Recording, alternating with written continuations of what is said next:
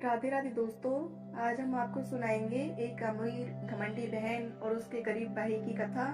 अगर आप हमारे चैनल पर नए हैं तो प्लीज हमारे चैनल को केयू टीवी को लाइक करें, सब्सक्राइब करें और चैनल को शेयर करें। दोस्तों, एक बहन और एक भाई थे। बहन की शादी बहुत बड़े घर में हुई थी।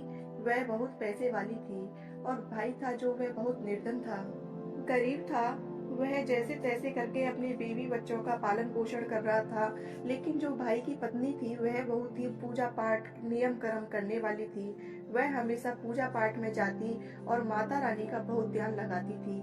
जैसा भी उससे बन पड़ता वैसा ही वह पूजा पाठ जरूर करती थी। इसलिए वे गरीब होते हुए भी उसके बच्चे भी संस्कारी थे और वह थोड़े में गुजारा करके भी अपने पति के साथ खुश थी। लेकिन जो बहन थी वो बहुत घमंडी थी। वे अपने भाई से गरीब होने के कारण उससे कोई रिश्ता नहीं रखती थी और बहुत बहुत दिन हो जाते थे वह अपने भाई से मिलना भी पसंद नहीं करती थी। एक बार बहन की ननद की शादी थी तो उसने अपने भाई को न्योता तक नहीं भेजा। सब रिश्तेदारों को बुलाया लेकिन भाई की गरीबी के कारण उसको नहीं बुलाया। तो भाई ने यह बात अपनी पत्नी को बताई। जब उसे किसी से पता चला तो उसने अपनी पत्नी से झूठ बोलते हुए कहा कि मेरी बहन के यहाँ उसकी नस में जाना है। तब उसकी पत्नी ने कहा कि तुम्हारी बहन ने तो बुलावा भी नहीं भेजा है, ना ही कोई आमंत्रण आया है कि हमें निमंत्रित किया गया हो। तो इस पर उसके पति ने कहा कि नहीं नहीं, मेरी बहन ने मुझे निमंत्रण भेजा है, इसलिए मुझे वहां जाना चाहिए। और अपनी पत्नी से झूठ बोलकर वह जो भी उस पर बन पड़ा अपनी औकात से ज्यादा कपड़े लत्ते और खाने पीने का सामान लेकर बहन की ससुराल चल दिया। जब वह अपनी बहन की एक ससुराल गया तो वह दरवाजे तक पहुंचा तो उस पर किसी की नजर नहीं गई। जो उसकी अमीर घमंडी बहन थी उसने उसे खिड़की से देख लिया कि उसका भाई आया है, लेकिन वो है उसे देखकर पीछे हट गई। जब उसकी बहन की देवरानी ने उसे देखा तो वह दौड़ी दौड़ी अपनी जेठानी के पास गई और उससे कहने लगी, दीदी दीदी, तुम्हारा भाई आया है। तब वह अपनी देवरानी से कहने लगी कि द्वार पर मेरे जेठ ससुर बैठे हैं, इसलिए मैं नहीं जा सकती हूँ, मुझे शर्म लगती है। तुम जो है ये बताओ, मेरे भाई का भेष कैसा है और वो क्या लेकर आया है। तब वह उसकी देवरानी कहने लगी कि दीदी, तुम्हारे भाई ने तो बहुत ही मैले से कपड़े पहने हुए हैं और उनके हाथ में एक झोला है जिसमें उसने उस झोले में कुछ रखा हुआ है। यह सुनकर उसकी बहन बोली कि जाओ मेरे भाई को पीछे के दरवाजे से भेज दो। और उसकी देवरानी गई और उसके भाई को पीछे के दरवाजे से भेज दिया। भाई ने सोचा बहन मिलकर बहुत खुश होगी। बहुत दिनों के बाद वह बहन से मिलने आया था, लेकिन पैसे के चूर में अंधी बहन भाई की भावनाओं को नहीं समझा और वह उससे कहने लगी कि तुम्हें किसने बुलाया है। यह तो पूछने से रही कि मेरा भाई भूखा प्यासा होगा, मेरे भैया भतीजे, भैया के बच्चे, मेरी भाभी, भतीजे भतीजी कैसे होंगे। और वह अपने भाई को धुतकारने लगी और कहने लगी कि तुम इस फटीचर हाल में मेरे यहाँ आए हो और मेरी तो सारी इज्जत तुमने खराब कर दी। तुम्हें यहाँ किसने बुलाया है, तुम यहाँ क्यों आए हो। तब वे कहने लगा, बहन, मेरा बड़ा दिल था अपनी बहन से मिलने के लिए, लेकिन मुझे नहीं पता था कि तुम मुझे देखकर खुश नहीं होगी। अब वह बोले, चलो ठीक है, आ गए हो तो अपने भाई को एक कमरे में ले जाती है और उसमें बंद कर देती है और कहती है कि जब तक मैं ना कहूँ इस कमरे से बाहर नहीं निकलना है। बेचारा भाई पैदल गया था, भूखा प्यासा था, लेकिन बहन ने उसकी कोई खोज खबर नहीं ली। धीरे धीरे 2 दिन बीत गए। बहन ने दरवाजा तक नहीं खोला।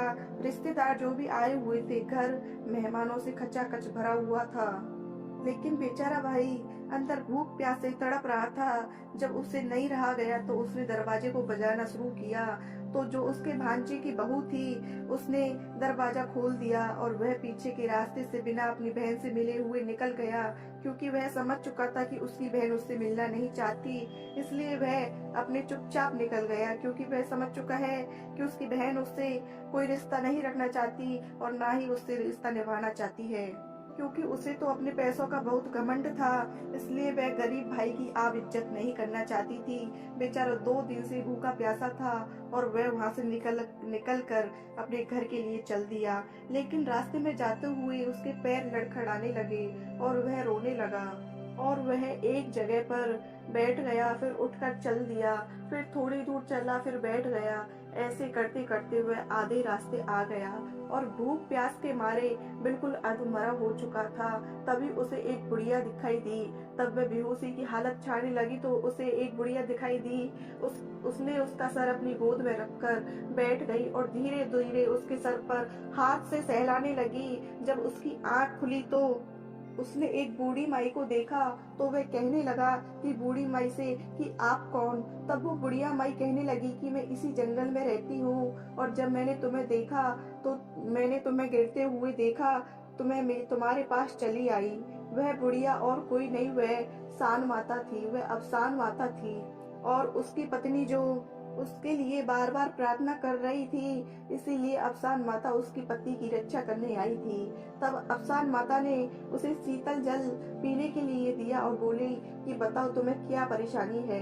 तब वे बेचारा इतना कहते ही फूट फूट कर रोने लगा और अफसान माता से कहने लगा कि मैं अपनी बहन से बहुत प्यार करता हूँ और मेरी बहन की ननद की शादी थी। मैंने जैसे तैसे किसी से पैसे उधार लेकर और जो भी मुझ पर बन पड़ा मैं अपनी बहन के लेकर अपनी बहन के घर लेकर गया, लेकिन मेरी बहन ने मेरे साथ कैसा व्यवहार किया।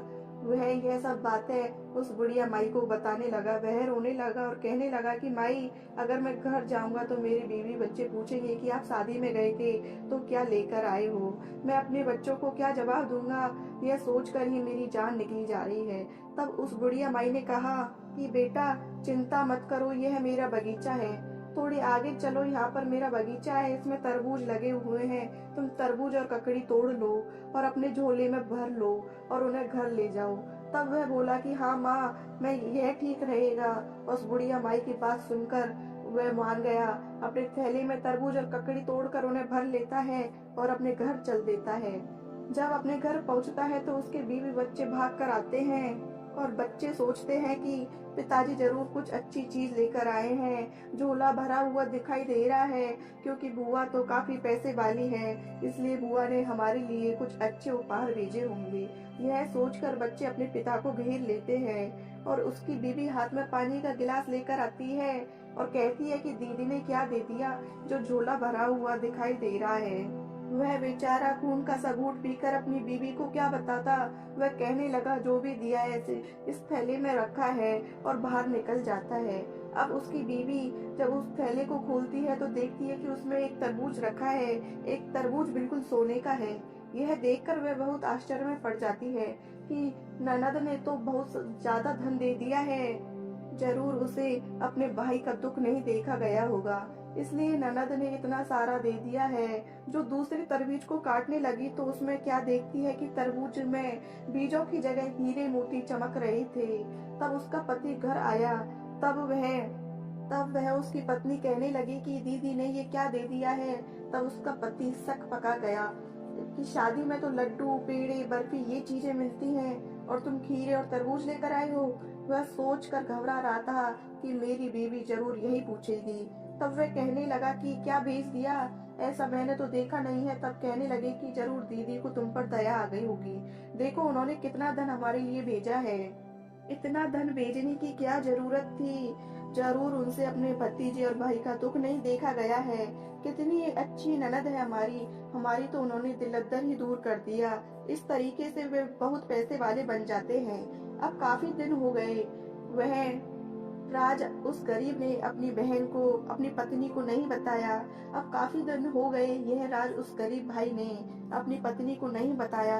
जब भाई ने अपनी पत्नी को नहीं बताया तब पत्नी के मन में तो यही था कि हम अपनी ननद की वजह से ही पैसे वाले हुए हैं। उधर उसके ननद तो अपने घमंड में चूर थी, पैसे के घमंड में चूर थी। उसने तो कभी ये जानने की कोशिश नहीं की कि मेरा भाई भूखा प्यासा यहाँ से गया है, जिसे बिना मिले चला गया है, वह कैसी हालत में होगा। उसे तो उससे कोई लेना देना ही नहीं था। उधर उसकी गरीब भाई था, उसकी पत्नी उस पर जोर देने लगी, कहने लगी कि जब हमारी दीदी ने हमारे लिए इतना धन भेजा है, तुम्हारी बहन जो तुम्हें इतना चाहती है, तो तुम जाओ और उन्हें कुछ दिन के लिए लेकर आ जाओ, वह भी अपने मायके घूम जाएंगी। तब उसका भाई कहने लगा कि ठीक है, मैं अपनी बहन को लेकर आ जाऊंगा। तब भाई क्योंकि अब तो गरीब भाई काफी पैसे वाला हो गया, काफी अच्छे कपड़े पहने, अच्छे काफी सारे उपहार खरीदे और लेकर अपनी बहन की घर चल दिया। तब बहन के घर चला तो फिर उसकी देवरानी ने उसको देखा, वह भाग कर गई और अपनी जेठानी से कहने लगी कि दीदी तुम्हारा भाई आया है। तब वह बहन घमंडी बहन फिर कहने लगी कि मेरा भाई आया है, किस वेश में आया है। तब वह कहने लगी कि तुम्हारा भाई तो बहुत अच्छे ढंग से अच्छे अच्छे कपड़े रेशमी वस्त्र पहन के आया है और काफी सारे उपहार लेकर आया है। तब वे कहने लगे कि दरवाजे पर मेरे जेठ ससुर बैठे हैं, इसलिए अपने भाई से मिलने मैं ही जाऊंगी। और वे दरवाजे पर आती है और भैया भैया कहकर अपने भाई को अपने अंदर ले जाती है और उसका आदर सत्कार करती है। यह देखकर भाई सोचने लगा कि बहन में कितना बदलाव है। जब मेरे पास कुछ नहीं था तो बहन ने मुझे पानी तक की नहीं पूछी, और आज मेरे पास धन दौलत है तो मेरी बहन कितनी खातिरदारी कर रही है। लेकिन उसने मन में ही रखा और कुछ नहीं कहा। वह कहने लगा बहन तेरी भाभी बहुत जिद कर रही है और कुछ दिन के लिए तुझे बुला रही है। तब वह बोली हाँ भाई मुझे भी बहुत दिन हो गए हैं मायके गए हुए, मैं चलने के लिए तैयार हूँ। और वह मायके जाने के लिए तैयारी करने लगती है। तब घमंडी बहन अपने भाई के घर आती है तो उसके शान और शौकत को देखकर उसके जो आंखें फटी रह जाती है। अब तो उसकी जो अपने भाई के घर आती है तो उसकी शान और शौकत देखकर उसकी आंखें फटी रह जाती हैं। अब तो उसकी जो भाभी होती है, उस गरीब भैया की पत्नी होती है, वह उसका बहुत आदर सत्कार करती है, उसकी बहुत सेवा करती है। क्योंकि उसके मन में तो यही होता है कि हम ननद की वजह से इतने पैसे वाले हुए हैं और हमारे दुख के दिन बीत गए हैं। यह तो इसका श्रेय सिर्फ नंद को ही देती है कि मेरी नंद ने ही मेरी मदद की है। वो सोने का तरबूज और हीरे मोती बेचे हैं। अगर मेरी नंद धन नहीं बेचती तो हम लोग ऐसे ही गरीब रहते। अब वह अपनी ननद की हर मुराद पूरी करती है।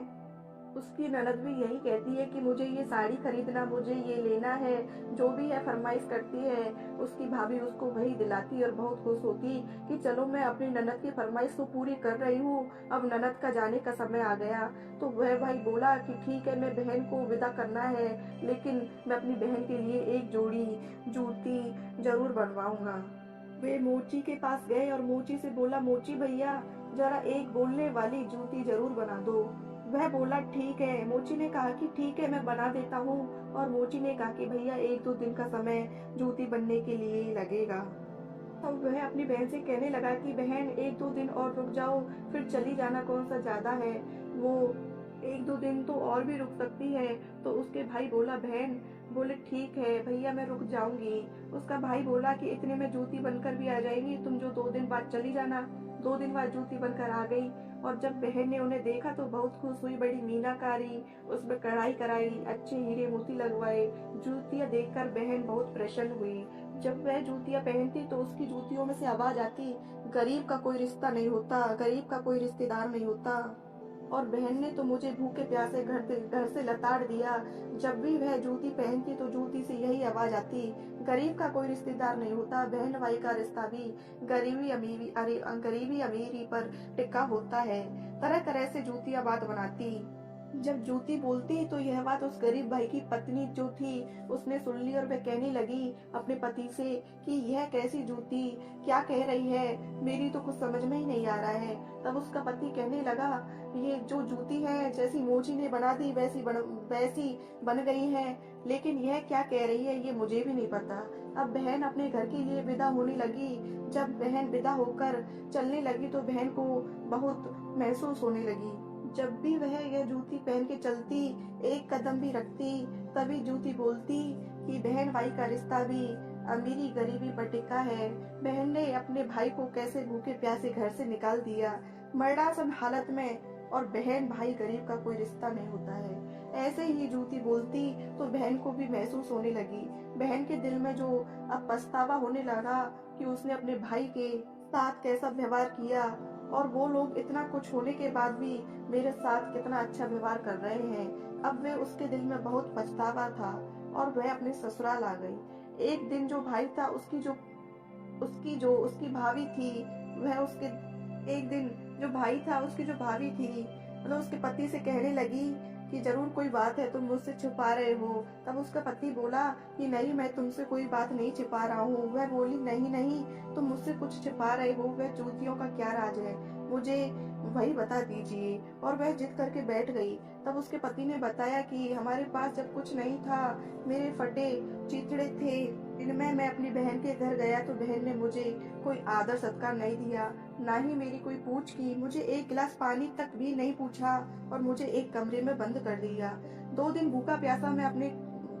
भूखा प्यासा मैं कमरे में बंद पड़ा रहा। उसके बाद भांजे की बहू ने कमरा खोला और वहां से मैं निकल भागा। वहां से निकलकर मैंने सोचा कि कोई रिश्ता गरीब अमीर का कोई रिश्ता नहीं होता है, चाहे बहन भाई क्यों ना हो। और मैं वहां से निकलकर जब पैदल चल रहा था तो जंगल पड़ा और बेहोश होकर गिर गया। तभी एक बुढ़िया माई आई और उसने मुझे पानी पिलाया और मेरी सारी कहानी सुनी। मैंने जब बोला कि मैं बहन के यहाँ शादी में से जा रहा हूँ, अपने बीवी बच्चों को क्या मुंह दिखाऊंगा, तब उस माँ ने, जो बूढ़ी माई थी, उसने कहा कि मेरा बगीचा है, बगीचे से तुम ककड़ी और तरबूज भर ले जाओ। तो वह अफसान माता थी। सारी कृपा अफसान माता की थी, जिससे हमारे दिन फिर गए। मेरी बहन ने कोई मदद नहीं की, ना ही उसने मुझे कोई धन दिया है। तब उसकी पत्नी ने कहा, मैं तो आज तक यही सोची थी कि मेरी ननद की वजह से हम पैसे वाले हुए हैं। तब उसका पति कहने लगा कि मन में कोई दरेक मत रखो, वो तो हम अपनी जो बहन है उसकी वजह से ही पैसे वाले हुए हैं। अगर बहन मुझे घर से निकालती, मुझे खाने पीने के लिए नहीं देती और मैं घर से नहीं भागता, तो कैसे माता रानी की कृपा हम पर होती। कैसे भी करके जुड़ा तो मेरी बहन से ही ना। तो ये सब उसकी वजह से ही हम पैसे वाले हुए हैं। वह अपनी पत्नी को समझाने लगा और कहने लगा कि मेरी बहन के प्रति मन में कोई दुर्व्यवहार मत रखना, उसके साथ कोई ऐसा व्यवहार मत करना। उसकी पत्नी कहने लगी कि नहीं, भगवान ने हमें इतना दिया है कि जिससे हम दूसरों को भी मदद कर सकें, लेकिन हम अपने गरीबी के दिन भूले नहीं हैं। अगर बहन ने ऐसा किया है तो वह उनकी सोच है, लेकिन हम हमेशा उनका आदर सत्कार करेंगे। वो जब भी अपने पियर आएंगी तब हम उनको जो कहेंगे वही उपहार देंगे। तो दोस्तों, यह एक गरीब भाई और एक घमंडी बहन की कहानी थी, जो अफसान माता की कृपा से उस बहन का घमंड चूर चूर हो गया। अगर आपको कहानी पसंद आई हो तो प्लीज हमारे चैनल को जरूर सब्सक्राइब करना और शेयर करना। धन्यवाद।